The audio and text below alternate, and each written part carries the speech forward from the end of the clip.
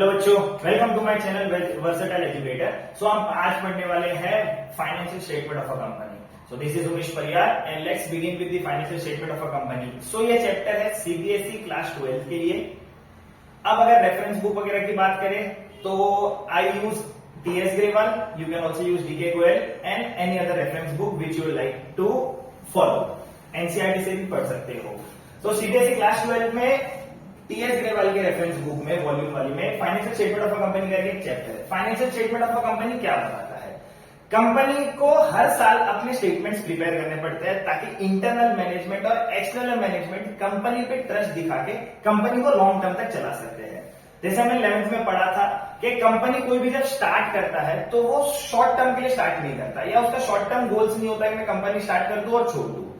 एक कंसेप्ट चल रहा था उस टाइम पे 11th में, गोइंग कंसर्न कंसेप्ट, कि कोई भी जब कंपनी स्टार्ट करता है तो वो टाइमलेस मैनर में स्टार्ट करता है कि चलती रहनी चाहिए, whether I am in it और नॉट, मैं वो कंपनी में हूं या नहीं भी हूं तो भी वो कंपनी चलती रहनी चाहिए। अब ये कंपनी चलती है ट्रस्ट पे। मार्केट में कंपनी पे लोगों को ट्रस्ट होना बहुत जरूरी है कि क्या कर रहा है, कैसे कर रहा है, क्यों चला रहा है, कौन चला रहा है। ये सारी चीजें, ट्रस्ट वाली चीजें मेरे को पता चलती है मेरे financial statement of a company में। तो देखते हैं कंपनीज एक्ट 2013 के हिसाब से सेक्शन 129 सेक्शन 2 सब सेक्शन 40 क्या बोलता है कि हर एक कंपनी को फाइनेंशियल स्टेटमेंट बनाना जरूरी है। कितने तरीके के फाइनेंशियल स्टेटमेंट होते हैं? 5 तरीके के फाइनेंशियल स्टेटमेंट होते हैं। पहला देखते हैं स्टेटमेंट ऑफ बैलेंस शीट। अब बैलेंस शीट आपने 11th में बहुत बार नाम सुना होगा। काफी लोगों को अकाउंट्स थोड़ा टफ भी लगता है और काफी लोगों को इजी भी लगता है। हम इसको और इजी वे में पढ़ेंगे कि क्या होता है सारी चीजें। पहला फाइनेंशियल स्टेटमेंट है बैलेंस शीट। दूसरा statement of profit and loss, जो कंपनी के मेरे को प्रॉफिट और लॉस दिखाता है। ठीक है, इससे भी मेरी कंपनी का ट्रस्ट बिल्ड होता है मार्केट के अंदर। तीसरा है मेरा नोट्स टू अकाउंट्स। चौथा हो गया मेरा कैश फ्लो स्टेटमेंट। और fifth statement of change in equity. जब हम इक्विटी की बात करते हैं तो आपने ये सारे टर्म्स ऑलरेडी सुने हुए हैं। जैसे हम इन चैप्टर्स में आगे जाएंगे और बाकी वीडियोस जब बनाते जाएंगे तो उसमें हम देखेंगे कि हमारे सारे कंसेप्ट क्या क्या बोलते हैं और किस किस वे में बोलते हैं और लोगों को कंपनी पे ट्रस्ट कैसे होता है। फाइनेंशियल स्टेटमेंट का एक्चुअली काम क्या होता है? तो financial statement of a company हमको ये बताता है कि कंपनी का सबसे पहले जो ऑब्लिगेशंस होते हैं, short term obligations and long term obligations, कि कंपनी को क्या करना है, कंपनी खुद को क्या देखना चाहती है, कंपनी को प्रोडक्ट्स कैसे बनाने हैं, कंपनी को डिसीजंस क्या क्या लेने हैं, कंपनी का इंटरनल मैनेजमेंट कितना स्ट्रांग होना चाहिए, कंपनी का स्केलर चेन इंफॉर्मेशन जो प्रोवाइड करती है टॉप लेवल से लोअर लेवल तक मैनेजमेंट तक, वो कैसे होना चाहिए। तो ये सारी चीजें हमको बताता है financial statement of a company. जो कंपनी ये सारी चीजें बनाती है तो कंपनी बैलेंस शीट भी बनाती है, कंपनी अपने एसेट्स दिखाती है, कंपनी अपने लायबिलिटीज भी दिखाती है। So what is liabilities and what is assets, वो भी हम आगे बात करेंगे। अब इसका काम क्या है? मैंने कंपनी को एक ऑन साइट, एक मेरे को ओवरव्यू मिल जाता है financial statement of the company से, कि जब मैं बाहर से अगर एक इन्वेस्टर भी अगर वो कंपनी को देखूंगा तो मेरा ट्रस्ट थोड़ा बिल्ड हो जाएगा। एक कंपनी के पास बहुत सारे एसेट्स भी है, खुद की चीजें बहुत सारी है, कंपनी के ऊपर लोन थोड़ा सा मिनिमल जो डेट इक्विटी रेशियो होना चाहिए वो है, या आइडल रेशियो चल रहा है, कंपनी रिटर्न्स अच्छे दे रही है, कंपनी का मार्केट में पोजीशन अच्छा है, फाइनेंशियल पोजीशन, कंपनी का कैश इनफ्लो है, कैश आउटफ्लो क्या क्या है, कंपनी कहां से पैसे उठा रही है, कंपनी उस पैसों को लगा कैसे रही है। ये सारी चीजें मेरे को फाइनेंशियल स्टेटमेंट ऑफ कंपनी से पता चलता है। अब अगर मैं बात करूं तो इसका इंपॉर्टेंस क्या है? सबसे पहले मैनेजमेंट के लिए, मैनेजमेंट को काम क्या आएगा? डिसीजन लेने में कितने शेयर होल्डर्स रखने हैं, कितना ईपीएस रखना है, अर्निंग पर शेयर, किस हिसाब से हमको मार्केट में प्रोडक्ट लॉन्च करना है, if we are in manufacturing sector, if we are in service sector, हमें किस हिसाब से सर्विस देना है। जैसे इंडियन मार्केट सर्विस मार्केट है, तो इंडिया में बहुत सारी कंपनी सर्विस इंडस्ट्री के बेस पे चलती है। ठीक है, तो अब सेकंड हो गया पब्लिक। पब्लिक को तो पैसा डालना चाहिए। कोई भी पैसा अगर मेरे पास पड़ा हुआ है तो वो सबको पता है कि पैसा पड़े पड़े तो नहीं बढ़ना। तो कैसे बढ़ेगा? जब मैं उस पैसे को कहीं इन्वेस्ट करूंगा। अब मेरे पास इन्वेस्टमेंट ऑप्शंस बहुत सारे अवेलेबल है, म्यूचुअल फंड्स हो गया, शेयर्स हो गए, डिवेंचर्स हो गए, लोन दे दो किसी को, ठीक है, आउटसाइड में किसी को वेंचर कैपिटलिस्ट के तौर पे ले लो, किसी में इन्वेस्ट कर दो, किसी कंपनी में इन्वेस्ट कर दो, किसी के बंदे में इन्वेस्ट कर दो, कोई भी चीज में इन्वेस्ट कर सकता हूं तो मेरा पैसा बढ़ रहेगा। तीसरा हो गया मेरे क्रेडिटर्स। क्रेडिटर्स में क्या होते हैं? जो मेरे को उधार भी देते हैं, सामान भी, क्योंकि बिना सामान के, बिना रॉ मटेरियल के, बिना गुड्स के तो मैं, अगर मैं मैन्युफैक्चरिंग कंपनी तो मैं कोई भी चीज कर ही नहीं पाऊंगा, मेरी कोई भी चीज नहीं बनेगी अगर मेरा लेन देन नहीं होगा। अकाउंट का एक बेसिक कंसेप्ट जो चलता है लेन देन के हिसाब से, डुअल एस्पेक्ट कंसेप्ट के हिसाब से, if I am taking something from someone I have to give in return उस मॉनिटरी वैल्यू का। अगर मैं किसी से कोई सामान खरीद रहा हूं तो मेरे को उस मॉनिटरी वैल्यू का पैसा देना पड़ेगा। अगर मैं किसी को सामान बेच रहा हूं तो ऑब्वियस सी बात है कि मैं उससे मॉनिटरी टर्म्स में पैसा लूंगा। तो वो पैसों का आना जाना मेरे को कहां दिखेगा, मेरे statement of profit and loss में। अब वही बात करते हैं यूसेज की। तो मेरे को एक तो फाइनेंशियल पोजीशन बता देगा मेरा financial statement of a company कि आज मेरी कंपनी मार्केट में इतने कंपनी के साथ कंपटीशन करते हुए आज कौन से पोजीशन पे खड़ी है, क्या लोगों का ट्रस्ट बिल्ड हुआ हमारी कंपनी के प्रति, नहीं हुआ तो कैसे क्या करना है कि लोग और ट्रस्ट जताएं और भरोसा जताएं तो हमारी कंपनी फ्यूचर में लॉन्ग रन में चलती रहे और हम अपने लॉन्ग टर्म ऑब्लिगेशंस भी फुलफिल कर पाए। फिर उसके बाद बात करेंगे टू ऑब्टेन क्रेडिट। अगर कंपनी का financial statement of the company अच्छा है, जैसे मान लो मेरी बैलेंस शीट अच्छी शो करती है, मेरे एसेट्स ज्यादा है, मेरी लायबिलिटीज बराबर है, तो मार्केट में लोगों को भरोसा होगा, तो लोग मेरे को सामान भी उधार पे देंगे और मेरे में पैसा भी इन्वेस्ट करेंगे अलग अलग तरीके से, जैसे डिवेंचर्स के तौर पे हो गया, जिसको मैं लोन भी बोलता हूँ। ठीक है, तो इसके लिए मेरा फाइनेंशियल स्टेटमेंट काम आता है। तीसरा हो गया मेरा help investors in decision making. जो भी जिस भी बंदे को मेरी कंपनी में इन्वेस्ट करना है, ओनर बनना है तो शेयर्स खरीदेंगे, लोन देंगे तो डिवेंचर होल्डर्स बन जाएंगे, तो वो भी मेरे को कौन बताएगा, मेरे financial statement of a company. जब मैं फोर्थ पॉइंट की बात करूंगा तो पॉलिसी मेकिंग। ऑब्वियस सी बात है मैनेजमेंट को हर एक चीज के लिए पॉलिसी बनाना पड़ता है according to economic activities, according to government, क्योंकि लिबरलाइजेशन है, सारी चीजें फ्रीली कर सकता हूं पर मैं कोई भी अनडिसाइडेड चीजें नहीं कर सकता ना। मेरे को क्या करना पड़ेगा, हर एक चीज को एक लाइन में लेके चलना पड़ेगा with the level of the government. Government की पॉलिसीज क्या बोलती है, इंपोर्ट एक्सपोर्ट की क्या सिनेरियो चालू है मार्केट के अंदर, इकोनॉमी एक्टिविटी, प्रोडक्शन क्या होना चाहिए, कौन सी चीज का प्रोडक्शन करना पड़ेगा तो लोग वो चीज खरीदेंगे, डिमांड क्या बोलता है, सप्लाई क्या बोलेगा, ये सारे डिसीजंस लेने में मेरे मैनेजमेंट को काम आता है फाइनेंशियल स्टेटमेंट से। फिर बात करते हैं स्टॉक ट्रेडर्स। अब स्टॉक ट्रेडर्स जो ट्रेडिंग करते ही है तो उनको तो पता ही है कि स्टॉक ट्रेडर्स कौन हो गए, जो ट्रेड करेंगे। ट्रेड करना बोले तो लेना देना हो गया। अब ये ट्रेड करते हैं पैसों में, किसी का शेयर कर दिया, किसी में ओनरशिप ले ली, किसी को लोन दे दिया, तो वो क्या कंपनी रिटर्न्स अच्छे दे रही है। As an investor I always go with an ROI, return on investment. क्या मेरे इन्वेस्टमेंट्स पे मेरे को अच्छा रिटर्न मिल रहा है या नहीं मिल रहा है।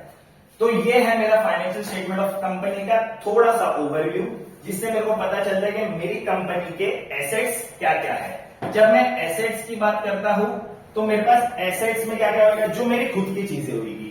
जैसे कि अगर मैं कैपिटल कहीं से भी इंट्रोड्यूस करूंगा, अब कोई भी बंदा होता है जो बिजनेस में पैसा डालेगा, बिजनेस में पैसा जब डालेगा तो इससे क्या होगा, बंदे ने बिजनेस में पैसा इन्वेस्ट कर दिया, ये इसने एक अलग एंटिटी बना दी, बिजनेस अपना अलग से चलेगा, बंदा उसको चला रहा है, खाली रन कर रहा है। बंदे ने पैसा डाल दिया, जो बंदा पैसा इन्वेस्ट करेगा वो बिजनेस में क्या नाम पे चले जाएगा, कैपिटल। इनिशियल इन्वेस्टमेंट, ये कैपिटल आ गया। तो ये बिजनेस पॉइंट ऑफ व्यू से तो ये हो गया एक तरीके का लोन। पर बंदा जो बिजनेसमैन है, जो बंदा पैसा डाल रहा है, उसके लिए हो गया इन्वेस्टमेंट पॉइंट ऑफ व्यू। तो अब ये इन्वेस्टमेंट बढ़ना भी चाहिए। अब बिजनेस इस कैपिटल को क्या करता है, बिजनेस इस कैपिटल को दो तरीके में डिवाइड कर देता है। एक होता है फिक्स कैपिटल, एक होता है फ्लक्चुएटिंग कैपिटल, या जिसको हम बोल सकते हैं वर्किंग कैपिटल, काम पे लगाना। तो फिक्स कैपिटल, कंपनी जब फिक्स कैपिटल कहीं लगाती है तो कंपनी ऐसी चीजों में पैसा लगाती है जो हमारी हो जाए खुद की, जो हमारे साथ लॉन्ग टर्म तक चले, जैसे कि हो गए हमारे एसेट्स। और जब वर्किंग कैपिटल की बात करूंगा तो company day to day activities में पैसा लगाती है। डे टू डे एक्टिविटी जैसे बोलो, अगर मान लो मेरा बिजनेस है, बड़ा पाव का ठेला हो गया, मैंने बड़ा पाव का ठेला डाल दिया, या मैंने चाय की टपरी डाल दी। आजकल बहुत फेमस भी है चाय, तो वैसे भी लोग बहुत ही चाय पीते हैं, तो मैंने एक दुकान डाल दी चाय पे चर्चा करके। जब मेरे पास पैसा आया, मैंने इनिशियली मैं खुद ही डालता हूं पैसा, तो मैं हो गया ओनर। मैंने जब वो पैसा इन्वेस्ट किया बिजनेस के अंदर, तो मैं देखूंगा कि ये पैसा लगाया कैसा जाए। तो मैंने पैसों को दो पार्ट में डिवाइड कर दिया, एक हो गया मेरा फिक्स कैपिटल, एक हो गया मेरा वर्किंग कैपिटल। फिक्स कैपिटल मैंने वहां लगा दिए जहां पे मेरे को पता है कि ये सारी चीजें लॉन्ग टर्म तक चेंज नहीं होंगी, मोर देन 12 मंथ्स। ठीक है, ये सारी चीजें चेंज नहीं होगी। मैंने फर्नीचर लगा दिया दुकान के अंदर, या मेरे इन्वेस्टमेंट में मैंने जगह ले ली कोई अच्छी खासी और फर्नीचर लगा दिया, टेबल वगैरह ले लिए, चाय की मशीन वगैरह लगा ली। अब ये सारी चीजें मैं रोज चेंज नहीं करता, तो ये मेरे काम करेंगे एसेट्स। इससे मेरे को क्या पता चला, मेरे एसेट्स में कौन सी चीजें आएगी जो फिक्स्ड और लॉन्ग टर्म तक चलती है। मेरे मशीनरी हो गए, मेरे प्लांट्स हो गए, मेरा लैंड वगैरह हो गया, मेरे फर्नीचर एंड पिक्चर्स हो गए, ये हो गए मेरे एसेट्स। अब ये एसेट्स आए कैसे? जब मैंने कैपिटल लिया, किससे? बिजनेसमैन से। तो कैपिटल मेरे लिए काम करेगा लाइबिलिटी का, तो ये मेरा लाइबिलिटी हो गया कैपिटल। यही पैसा मैंने किसमें इन्वेस्ट कर दिया? मेरे बिजनेस के अंदर इन्वेस्ट कर दिया और मैंने फिक्स चीजों में लगा दिया, इसमें लगा दिया। इसके बाद मैं प्रोडक्ट्स बनाऊंगा, इन्हीं पैसों से मैं प्रोडक्ट खरीद के प्रोडक्ट बनाऊंगा। तो प्रोडक्ट कैसे लेता हूं मैं? प्रोडक्ट लेता हूं मैं क्रेडिटर से। कोई भी माल अगर मैं मेरी मैन्युफैक्चरिंग कंपनी, मैंने वो चाय पत्ती ले ली, मैंने शक्कर ले ली, मैंने दूध ले लिया, तो वो सारी चीजें मैं लूंगा क्रेडिट बेसिस पे। तो वो क्रेडिट बेसिस पे जब मैं लेता हूं तो वो मेरे क्या बन जाएंगे? लोग मेरे से पैसा मांगेंगे, वो मेरे बनेंगे क्रेडिटर्स। अब मैंने वही सामान लेके, मैंने इन सारी चीजों का यूज करके मैंने वो सामान बेच दिया मार्केट के अंदर, जिससे मेरे बन गए डेटर्स। कस्टमर्स, कुछ कस्टमर्स होते हैं जो हाथों हाथ पैसा दे देंगे, कुछ कस्टमर ऐसे होंगे जो बोलेंगे कल देता हूं, परसों देता हूं, 2 दिन बाद देता हूं, ठीक है। कुछ कस्टमर मंथली पेमेंट करेंगे, तो वो मेरे क्या हो जाएंगे? डेटर्स। जो उधार पे सामान लेते हैं वो मेरे को पैसा जो बाद में देंगे, पर विद इन 12 मंथ्स वो हो गए मेरे वर्किंग कैपिटल। यहाँ पे मेरा वर्किंग कैपिटल लग रहा है, ये मेरे डे टू डे एक्टिविटीज है, चाय पत्ती खरीदना, शक्कर खरीदना, ये मेरा वर्किंग कैपिटल का पार्ट हो गया। तो इससे मैं वर्किंग कैपिटल को इस्तेमाल करता हूं। मैंने कैपिटल 2 जगह लगा दिया, एक ले लिया मैंने अपने फिक्स्ड चीजों में, एक मैंने लगा दिया वर्किंग में, डे टू डे एक्टिविटीज के पास, ठीक है। तो ये हो गया मेरे, ये मेरा बैलेंस शीट बताता है लायबिलिटी और एसेट्स। अब इन्हीं से पैसा कमा के, ये वर्किंग कैपिटल से मैं क्या करूंगा? जब मैं वर्किंग कैपिटल लगाता हूं तो मेरे को पता चल जाए कि उस दिन पे या उस महीने में या उस साल के अंदर विद इन 12 मंथ्स मेरे को प्रॉफिट हुआ या लॉस हुआ। अब सबसे पहली चीज, जब मैं financial statement of a company की बात करता हूं, मैं किसी को जज करने की बात कर रहा हूं, मैं एक कंपनी को जज करने की बात कर रहा हूं, मैं एक इंडिविजुअल बंदे को जज करने की बात कर रहा हूं। वो हम जज कैसे करेंगे? हम जज करेंगे टाइम का फैक्टर लेके। जब हम एक टाइम फ्रेम में किसी को जज करते हैं, तो फाइनेंशियल स्टेटमेंट अकाउंट्स क्या बोलता है कि आपको अगर किसी को भी जज करना है तो आप 1 साल के लिए जज करो, ठीक है, जिसको हम बोलते हैं फाइनेंशियल ईयर। अब इंडिया में है, इंडिया का फाइनेंशियल ईयर सबको पता है, आपको क्या है? 1 अप्रैल टू 31 मार्च। तो अगर मेरा ये वाला साल चालू है, 1 अप्रैल जा चुका है, 1 अप्रैल 2024 से लेके 31 मार्च 2025 will be my financial year. तो जब ये साल में मैं कोई भी कर्मकांड करूं, मैंने कितनी चीजें खरीदी, कितनी चीजें बेची, क्या मेरा वर्किंग कैपिटल था, कहां से मैंने पैसे उठाए, कितनों को मैंने ओनरशिप बांटी, कितनों को मैंने ओनरशिप नहीं बांटी, ये सारी चीज मेरी शो होती है financial statement of a company. कितने पैसे अंदर आए, कितने पैसे बाहर गए, कैश फ्लो स्टेटमेंट। कैश का फ्लो इन हुआ, कैश का फ्लो आउट हुआ। कैश का फ्लो इन हो सकता है जब मैं सामान बेच रहा हूं तभी भी आ सकता है, या मैंने किसी से लोन वगैरह ले लिया, फाइनेंस उठा लिया, तो भी कैश का इनफ्लो हो रहा है। मैंने वो फाइनेंस वापस चुका दिया, या मैंने किसी क्रेडिटर वगैरह को कम कर दिया पैसा चुका के, तो वो मेरा हो गया आउटफ्लो। ये मेरे को दिखाता है मेरा एक फाइनेंशियल स्टेटमेंट जो है मेरा कैश फ्लो स्टेटमेंट है। तो इससे मेरे को पता चल जाएगा साल भर में मैं जो भी कर्मकांड करता हूं, मेरे पास प्रॉफिट हुआ या लॉस हुआ। प्रॉफिट हुआ, वेल एंड गुड, इस प्रॉफिट को बढ़ाया कैसा जाए। लॉस हुआ तो भी ठीक है, अगली बार कौन से डिसीजंस लेने चाहिए जिससे मेरे को मेरा पता चले कि आगे मैं प्रॉफिट कैसे करूंगा।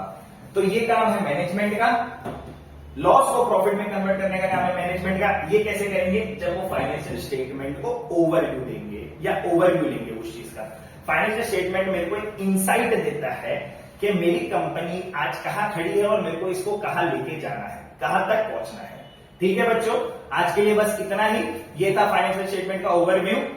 अब इसके लिए हम आगे और पढ़ लेंगे कि बैलेंस शीट में क्या होता है, प्रॉफिट एंड लॉस में क्या होता है, नोट्स टू अकाउंट्स क्या है, कैश फ्लो स्टेटमेंट क्या है, statement of change in equity क्या है। ये हम अलग अलग वीडियोस में पढ़ते जाएंगे। वीडियो अच्छा लगा हो तो लाइक, शेयर, सब्सक्राइब और फटाफट दोस्तों के साथ शेयर भी कर लेना। ठीक है, thank you so much guys, bye bye.